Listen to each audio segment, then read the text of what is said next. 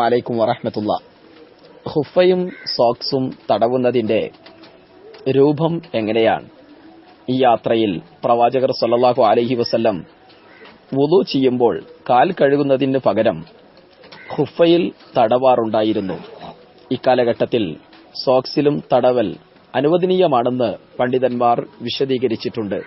എന്നാൽ മുകൾ ഭാഗമായിരുന്നോ അതല്ല താഴ്ഭാഗമായിരുന്നോ പ്രവാചകർ സല്ലല്ലാഹു അലൈഹി വസല്ലം തടവിയിരുന്നത്? അതല്ല മുകൾ ഭാഗവും താഴ്ഭാഗവും ഒരുമിച്ച് തടവിയിട്ടുണ്ടോ? എന്താണ് സ്വഹീഹായ ഹദീസുകൾ പഠിപ്പിക്കുന്നത്? അന്ന നബിയ സല്ലല്ലാഹു അലൈഹി വസല്ലം മസഹ അലൽ ഖുഫ് വഅസ്ഫലഹ്. പ്രവാചകർ സല്ലല്ലാഹു അലൈഹി വസല്ലം ഖുഫയുടെ മുകൾ ഭാഗവും താഴ്ഭാഗവും തടവിയതായി നസായി റിപ്പോർട്ട് ചെയ്യുന്ന ഒരു ഹദീസുണ്ട്. എന്നാൽ പ്രസ്തുത ഹദീസ് ദുർബലമാണെന്ന് പണ്ഡിതന്മാർ വിശദീകരിച്ചതായി കാണാം. മറ്റു സ്വഹീഹായ ഹദീസുകൾ പഠിപ്പിക്കുന്നു, വഖദ് റഅയ്തു റസൂലല്ലാഹി സ്വല്ലല്ലാഹു അലൈഹി വസല്ലം യംസഹ് അലാ ളാഹിരി ഖുഫൈ. അല്ലാഹുവിന്റെ റസൂൽ രണ്ട് ഖുഫകളുടെയും പുറം ഭാഗം തടവുന്നതായി കണ്ടു എന്ന് അബൂദാവൂദ് റിപ്പോർട്ട് ചെയ്യുന്ന സ്വഹീഹായ ഹദീസിൽ കാണാവുന്നതാണ്.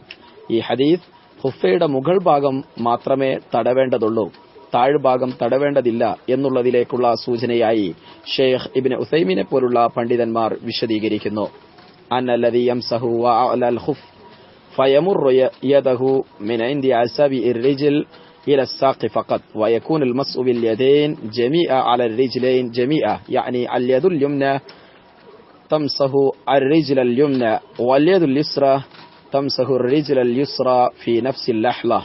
എങ്ങനെയാണ് ഖുഫ തടവേണ്ടതെന്ന് ഷെയ്ഖ് ഇബ്നു ഉസൈമീൻ വിശദീകരിക്കുന്നു. അഥവാ ഖുഫ തടവുന്നവർ കാലിന്റെ മുകൾ ഭാഗമാണ് തടവേണ്ടത്. ഇരു കൈകളെ കൊണ്ടും വലത് കൈകൊണ്ട് വലത് കാലും അതുപോലെ തന്നെ ഇടത് കൈകൊണ്ട് ഇടത് കാലും ഒരേ സന്ദർഭത്തിൽ തന്നെയാണ്, ഒരേ അവസരത്തിൽ തന്നെയാണ് തടവേണ്ടതെന്ന് പണ്ഡിതന്മാർ പഠിപ്പിക്കുന്നു. സാധാരണഗതിയിൽ നമ്മൾ ചെവി തടവാറുള്ളതുപോലെ വലത് കൈകൊണ്ട് വലത് ചെവിയും ഇടത് കൈകൊണ്ട് ഇടത് ചെവിയും തടയുന്നത് പോലെ ഇതേ രീതിയിൽ തന്നെയാണ് ഖുഫയിൽ തടവുമ്പോഴും നാം ചെയ്യേണ്ടത്.